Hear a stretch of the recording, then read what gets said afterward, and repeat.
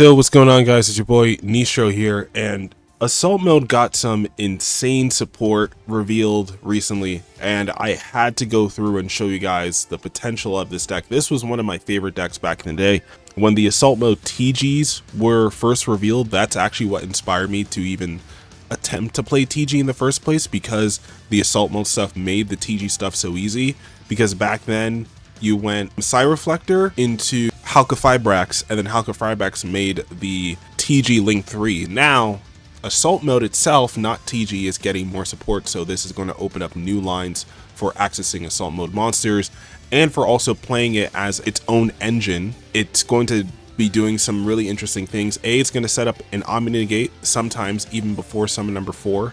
Before summon number 5, so it can play through Nibiru. It doesn't need to use your normal summon. This line will, but the next line I show you doesn't have to. Assault Sentinel. Basically what he does is he's like a lone fire for the Assault Mode engine. He summons out a monster that mentions Assault Mode activate, but you're locked into summoning for synchro monsters from the extra deck for the rest of the turn. And that's also another thing about this archetype. It's only for the rest of the turn that you're locked, so you can do other things. If you decide to play this as a sub engine, you don't have to summon synchros first. This isn't like playing Synchron. You can make links and whatever before you go for your Assault Mode stuff. Now, we're using it to summon Assault Like, the new level 4 zombie, and on summon, he special summons a monster that mentions Assault Mode activate, or a level 4 zombie from your graveyard. So Assault Sentinel does mention Assault Mode activate, so we're able to bring him back. And then instantly, because he's a level 4 tuner, we could synchro him off into the new level 8 synchro, and she basically sets up the entire deck. If your engine doesn't mind being locked into synchros and has access to level 8, then you can play this stuff. You can splash this stuff in really easily, because what she does is she sets Assault Mode activate from hand, deck, or graveyard. And if she does, it can be activated this turn, and that's going to be very important because Assault Mode activate is a trap card. The initial tension with the card was that you couldn't activate it in the same turn. Konami's initial response to that was making Assault Mode activate a spell card, so they made Assault Mode 0, but it wasn't as good because it only summoned from hand. Now this one just gets you Assault Mode activate, but it's able to be activated, which is a lot better. And then it can also discard a card to add to hand or special summon a monster that mentions Assault Mode activate from your deck. And again, you are locked into synchros for the rest of the turn if you use this effect. So this is really going to be where you're locked into synchros if you're playing this with another engine. But if you're not and you're playing it pure, then Sentinel is where you're going to get locked. So, yeah, really cool thing about Assault Like is when he's sent to the graveyard as synchro material, he adds either Assault Slash or Assault Counter.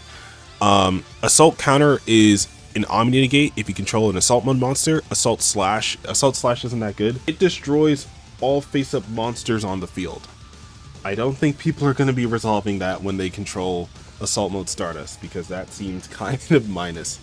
So yeah, no, Assault Counter is definitely the better of those two. We grab the Assault Counter, and then we set the Assault Mode activated, which can be activated this turn. Now, we're going to use Nightwing Priest's effect to summon out Psi-Reflector from the deck, since it mentions Assault Mode activate. And Psi-Reflector was the OG starter for the Assault Mode deck.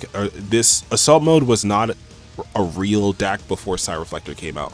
Before Psi-Reflector, Assault Mode was hope that you draw Assault Beast and something like Summoner Monk, so that you can go Summoner Monk, summon a level 4 tuner, Assault Beast, and grab Assault Mode activate.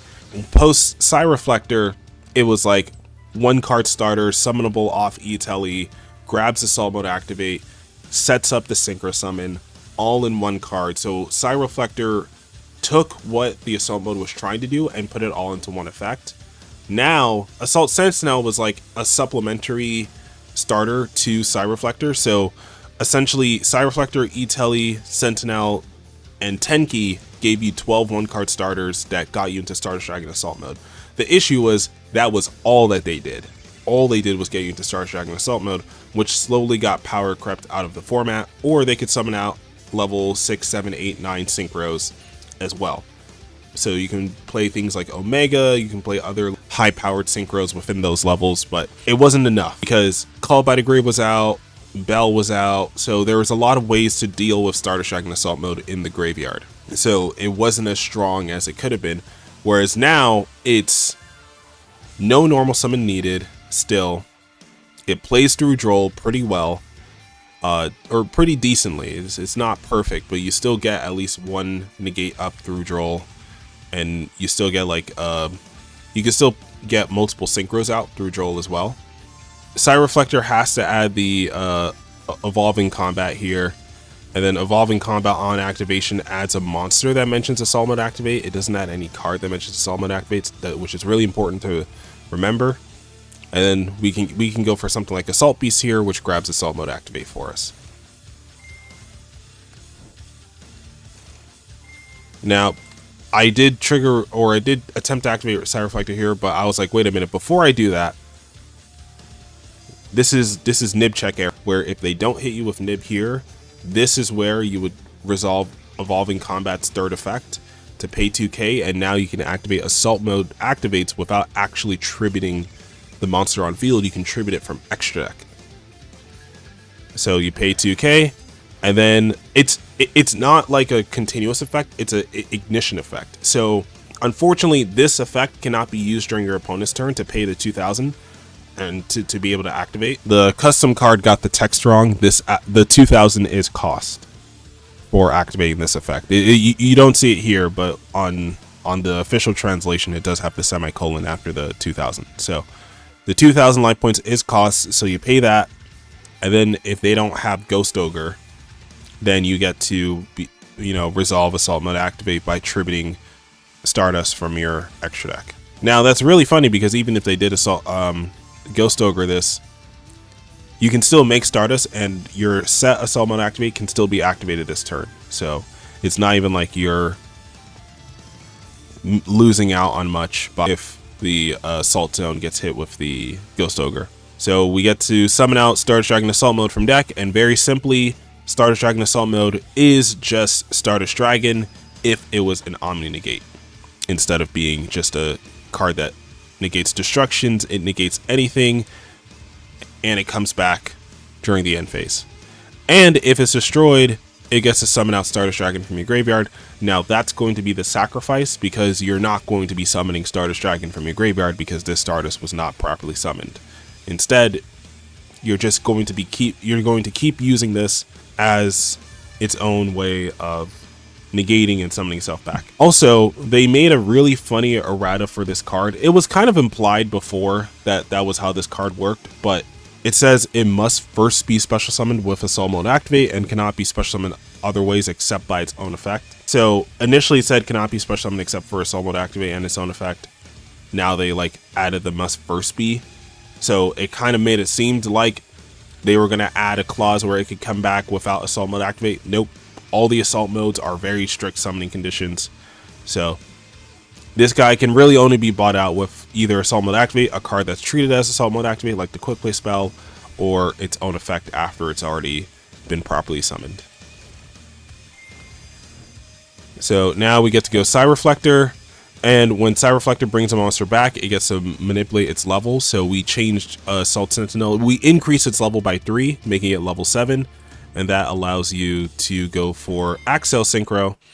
I forgot to summon the tuner before setting.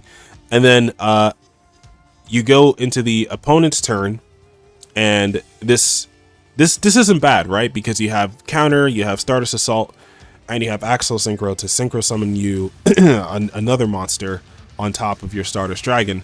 So essentially what you can do is you can activate Axel Synchro, summon Stardust, and then synchro using your 2 other monsters. You can use your Nightwing Priest and your Psi-Reflector here to go for something like Navy Mech. I just wanted a level 9 that did something on summon, because I don't think there's a lot of level 9s with good quick effects. There is the Croco Dragon, but all that's going to do is just draw you a card. This one at least lets you banish tuners and then negate cards face up on the field equal to the number of tuners that you banished. And then you do still have Stardust as well, which is unaffected by your opponent's activated effects while it's on field for the rest of the turn. Yeah, for the rest of the turn. And it's actually both synchros, so Navy Dragon Mech is also unaffected by your opponent's activated effects as well. That's pretty cool. And then you have 2 more Omni Negates, and 1 through Assault Counter, and then 1 through Assault Mode Activate Tribute Stardust. Like, in case they start to threaten your Stardust, you can just Assault Mode Activate Tribute Stardust, summon Stardust Dragon Assault Mode. And your the hidden effect of your field spell is that your Assault Modes cannot be destroyed by battle or card effects during the turn they are special summoned. So if they try to just swing into your Stardust Dragon Assault Mode, they will not be able to do that. Now, during your turn, you can also go for the TG Halberd Cannon. Like, if you don't think you need, like, if you get past the nib check and they still haven't hit you with the nib, you, instead of going for the first Stardust Dragon Assault Mode, you can go for TG Halberd Cannon.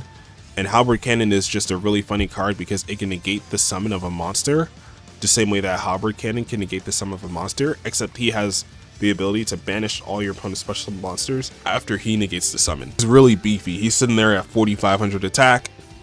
And unfortunately, even though he says ignoring summoning conditions, that also, it still cannot bring back Halberd Cannon from graveyard after being milled with field spell. When cards say ignoring summoning conditions, that doesn't mean you ignore all text and all preconditions. It's still ruled in a way where for a card to ignore summoning conditions, it would still, especially for extra deck monsters, it would still need to have been properly summoned first. If the card has a strict summoning condition that needs to be fulfilled for it to first be summoned, or to be summoned at all, then that must be fulfilled first before the ignoring summoning conditions can come into play. So if Halberd Cannon was summoned properly, and then you went for the Assault Mode, and Assault Mode got destroyed, that is where you can bring Halberd Cannon back.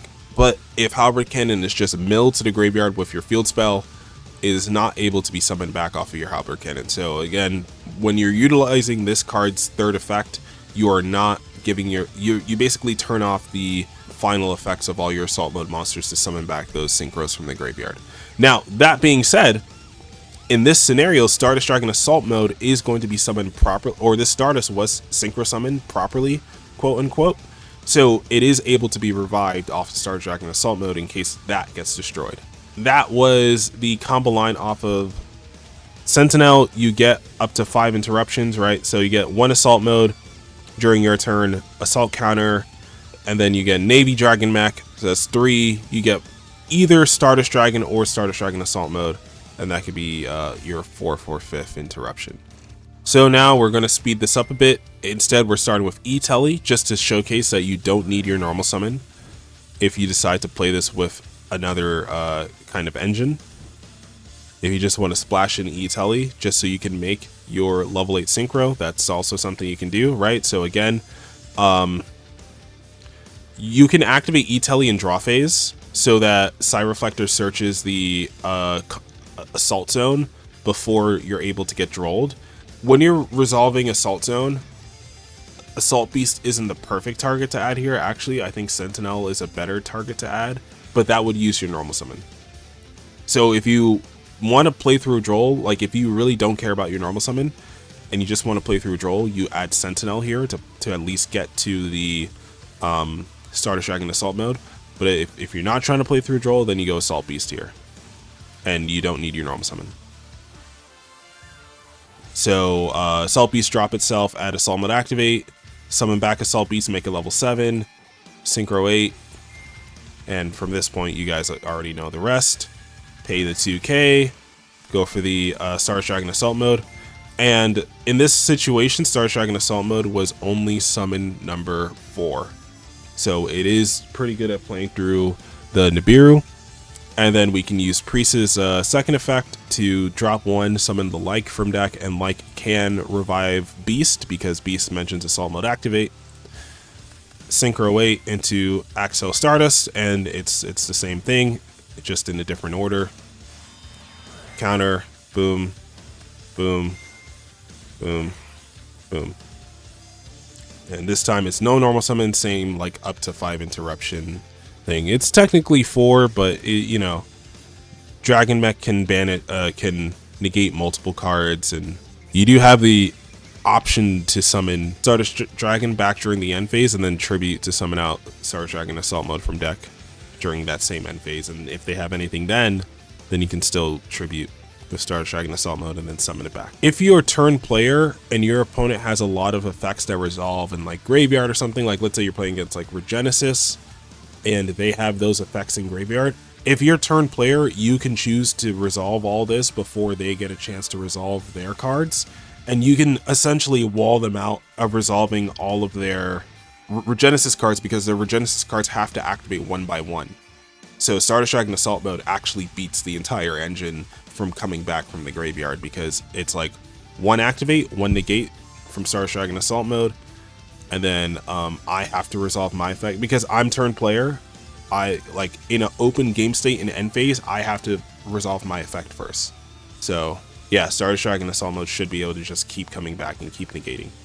This time we're gonna show off the field spell line.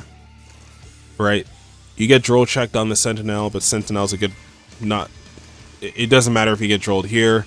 The only difference is you lose the assault counter if you get drolled here, because Priest is going to set. You pay the 2k, get the Stardust Dragon Assault Mode, get the Psi-Reflector, boom, boom, boom. You already know the deal, make it level 7. There, I did, shit, it went so fast. I did show that you could go for Crimson Blader here as well, if that was something that you wanted to do, because there is a Crimson Blader Assault Mode that, although I don't think is crazy, it could go pretty hard in the right, because it's something of like a soft floodgate. So if you mix it with Stardust Dragon Assault Mode and Assault Counter and a soft floodgate, Priest is not going to be doing anything on your opponent's turn, but that's also fine because she can be follow-up. Her ignition effect is a soft once per turn, or it's a hard once per turn, but it's not only on summon. So she can, so if you keep her on field, you're overextending less, but you're also doing well in terms of like follow-up and stuff. So no deck profile yet, but I just wanted to show you guys that this engine has 19 one-card starters. So Psi-Reflector, Emergency, Teleport, Field Spell, Terraforming, Sentinel, Crimson Blader Assault Mode, which is what I was kind of talking about. This card, I think it's the single best Assault Mode card ever printed, because what it does is it can reveal itself in hand and then add an Assault Mode card from deck to hand and then shuffle itself back into deck, which makes a lot of sense because Assault Mode Activate can only summon from deck. That was one of the issues with Assault Mode before, is that if you drew these cards, you couldn't utilize them. You had to use something like Assault Teleport to put your monsters back into deck, which it's funny with this new support, I don't believe this card is searchable because it doesn't mention Assault Mode Activate. Yeah, it has to mention Assault Mode Activate to be searchable. So this card isn't even searchable in the engine. Now, as I mentioned earlier, 0 was their initial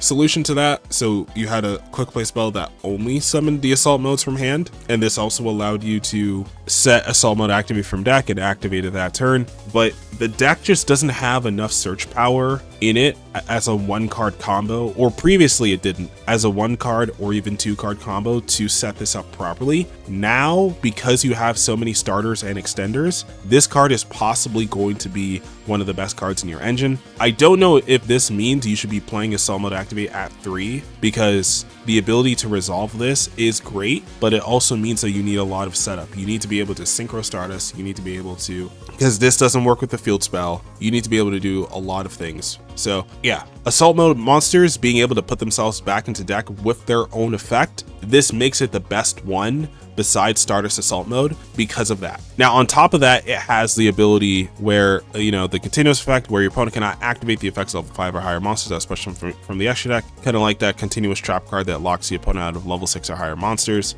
That's pretty good, right? In a power vacuum, in certain matchups, that can be really good. And yeah, it's technically a starter because it can search any card in the engine. It can search Sentinel, Field Spell, Psi-Reflector, which is really important. and then Tenki can search Sentinel. You don't need to play all 19 one-card starters, so I think double like is the proper ratio, just because you have the one for the main combo and the one for follow-up. You can, I guess you don't need to play 2 of them because Psi-Reflector can summon it back from graveyard, but the problem is that you'd rather double dip with Psi-Reflector. Like, you'd rather go summon like, because she doesn't summon from graveyard, she only summons from deck. So you'd rather go summon like from deck and then summon Psi-Reflector later on in the same turn as well. So yeah, and then Assault Beast, you don't need to play 2 of these. Starter Dragon Assault mode, you don't need to play 2 of these, but it would help you with, it gives you more power if you play 2, but it also, you have twice as much of a chance to brick on them. So I would say a healthy idea is to just play Crimson Blader,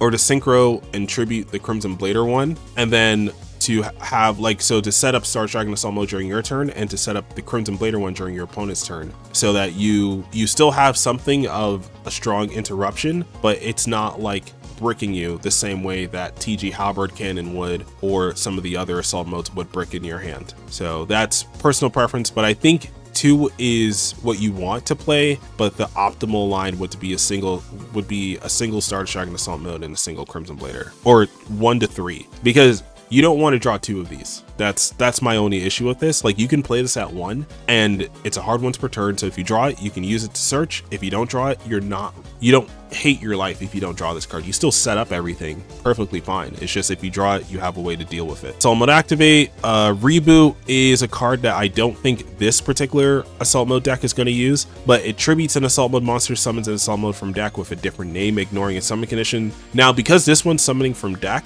it can summon any Assault Mode. That being said, if it's something like Starter Dragon Assault Mode, I believe this card is the reason why Assault Mode needed an errata in the first place, because this card kind of made it weird, because if you summon Star Dragon Assault Mode off of this, should it be able to summon back off its own effect? And it's like, no, because it must first be summoned with Assault Mode Activate, and this is not treated as being summoned off of Assault Mode Activate for whatever reason, because summoning any Assault Mode is a really large task, and I don't know why they'd make it even harder to utilize the engine. Now, this card does have a graveyard effect that lets you target any number of cards that list Assault Mode Activate or that are Assault Mode Activate and just shuffle them back into deck. So any card that is Assault Mode Activate, any number of cards, you can just put them back into your deck. So when you run out of Assault Mode Activates and you need to access them from deck for stuff like Psi-Reflector, Assault Beast, whatever, you have more of them in your deck that you can use and utilize, more field spells, more whatever. So this can be a really good like grind game card. I don't know if people are going to actually play this, because I think it could be good with something like Halberd Cannon or with something like the Crimson Blader, but I don't know how strong it's going to be. And also, because Starter Dragon Assault Mode is going to be our main Assault Mode monster, and it has to tribute itself for cost, this isn't a good mix with Starter Dragon Assault Mode. So you may have to play more Assault Modes to get the full use out of this card, but we'll see, right? Assault Counter, right? Omni, and then Zero I mentioned. And I also wanted to take a moment to mention other potential engines that could utilize this stuff. And because Nightwing Priest is very generic and sets up everything, any deck that can set up a level 8 synchro, so Xiamen, Primera, Wakashi, these engines can set up level 8 synchros really easily, and that can allow you to get an Omni Negate off of Stardust Dragon Assault mode before you go for your real lines. And these are probably the decks that can splash in Assault mode, no problem. Something like Red Dragon Archfiend is going to have to be a little more creative because of the Dark Synchro lock and her being a wind monster. So although Red Dragon Archfiend Assault mode is going to be very easily accessible, I would say probably use this engine as like the no normal summon part of the engine, so that you can save your normal summons for your like your Resonators and your like maybe like your Bone Archfiend, so you still have access to the Red Dragon Archfiend stuff, but now you have Omni Negates and you have other stuff that can help you out. And because you're not summoning Stardust Dragon from the extra deck when you set up the very first one, you're not conflicting with Soul Resonator's effect. You just have to make Nightwing before you summon your Soul Resonators or any of your other Resonator cards. TGs is one that could benefit from this support, because a lot of their support relies on having a TG on field already. And the issue is that we have a 2-for-1 searcher, or we have a 2-for-2 searcher. So we have a card that's drop 1, add 2, which if it resolves, we get to start our entire turn really well. Like we get to go through the full combo, no problem. So we also have access to an assault mode monster, so we have halberd cannon assault mode. All this being said, we can utilize the assault mode support to give us an extra push and to give us the omni negate that we need to not lose to a single hand trap, because usually TG, once we lost OSS, we started losing to a single hand trap, and that's why it's hard to play TG right now. But with this new support, we don't have to play halberd cannon assault mode, but we can. The main thing is that setting up this Stardust Dragon with a card like Psi-Reflector that's a level 1 tuner, accessible off E-Telly, is going to give the deck what it needs to not only utilize its own assault mode activate boss monster, but also to get its turn started. And then Synchron is the final deck, I think, that can utilize the assault mode engine, because it's Synchron. They can easily make level 8 synchros, and you can easily make one of these synchros before going into your junk speeder and getting the full line off. You can use Nightwing Priest as a non-tuner material once you're done with her. And, you know, you can go up into Crimson, you know, do all the shenanigans and the nonsense. So I could see this being really strong with Synchron. I could see it being really strong with like Super Heavy. I could see it helping Punk. I could see it helping all these decks. I know RDA is a little more on the, you're going to have to cook a little harder with the RDA, but everything else here, I could see it helping significantly. And even if your deck like doesn't need an Omni Negate, or doesn't play level 8 synchros, but if it needs an Omni Negate and you don't need like your normal summon or something, you can still utilize this stuff. If you don't need a field spell and you don't need your normal summon, which is actually a lot more decks than you may think can do stuff like that. So there is a Junk Warrior assault mode. Unfortunately, it's the worst one of the new cards. Unsurprisingly, they keep butchering these Junk Warrior cards. It is unaffected, I guess, which makes it cool, and it does double battle damage when battling a monster. But this, you would only play this if you were playing assault mode as its own deck, which I don't know if I'd even want to play this one when it does nothing in hand, right? And that's just what I was talking about with Crimson Blader. It's like, if the assault modes do nothing in hand, why would you want to play them? Now, Arcanite Magician, being able to clear all cards your opponent controls, that's pretty spicy. So if you're going second, maybe instead of going for the Stardust assault mode, you can go for Arcanite assault mode just as easily, and then use Arcanite assault mode to wipe their board before you go for game. The only issue is that this card's useless once you use its effect, especially when this card cannot replenish its spell counters by itself, so it doesn't do anything once it resolves. So I don't think you should buy this card out or anything. I mean, the ultimate rare is pretty, but I don't think you should buy this card out. I don't think it's going to be like that crazy with the Arcanite. But yeah, so that's kind of like another thing I wanted to point on. Assault Sentinel was made to summon every synchro monster that is a possible assault target or assault mode activate target. So it was made to be able to summon Arcanite Magician, because it can make any monster you control the same type and attribute as a synchro monster in your extra deck. So you can make your monster spellcaster, you could turn him into a psychic, so you can make Hyper Psychic Blaster, you could turn him into a zombie to summon out the Doom Kaiser Dragon, because you need Doom Kaiser assault mode's right here. So you have a lot of options as to what synchros you want to play. Now, you're not going to use all of them. You're probably not even going to use Arcanite, but it's cool that the engine kind of has a way to make up for that. Like they thought of that years ago, making sure that you have a way into every synchro that you can possibly summon that uses assault mode, even if you're not playing the assault mode stuff. So another thing with that is, because you're milling the synchro monster straight to the graveyard, there is an argument for Miracle Synchro Fusion. The only issue is that normally you're milling your Dragon Synchro, like your Stardust, so that means you're going to be summoning something like Dragonite Draco Equest, which doesn't do enough by itself, right? Because your targets for this are going to be, in a normal combo line, are going to be like Axel Synchro and regular Stardust, which aren't bad, but aren't amazing either. Like, those aren't cards that like you'd go out of your way to summon. Those are cards that, because it's convenient, you summon them. However, if you go for the Supreme Arcanite Magician, wait a minute, this card sucks. I was like, wait a minute, I thought this card was going to be just as good as the assault mode. No, this card is not that good unless you're playing a spell counter deck. So actually, never mind on that. But the Absolute Axon Kicker can use any psychic plus a synchro monster, right? On summon, it banishes all face-up cards your opponent controls by paying 2k. And then if this card's in your graveyard, except turn no sent there, you can special summon a level 10 Psychic Fusion from your extra deck, treat it as a fusion summon. So he can summon out the other Axon Kicker, which is pretty cool. Right. So if you want to mill Hyper Psychic Blaster directly, the assault mode for Hyper Psychic Blaster isn't that great. It doesn't do enough for you to be worth playing. However, because the assault mode engine can still make level 9 psychic synchros, I feel like Psychic Blaster Mark II is probably one of the better targets that you can summon. And because it can use any synchro as the other material, it's like you can go Psychic Blaster Mark II, and then you can use it as, you can leave it on field as an interruption, or you can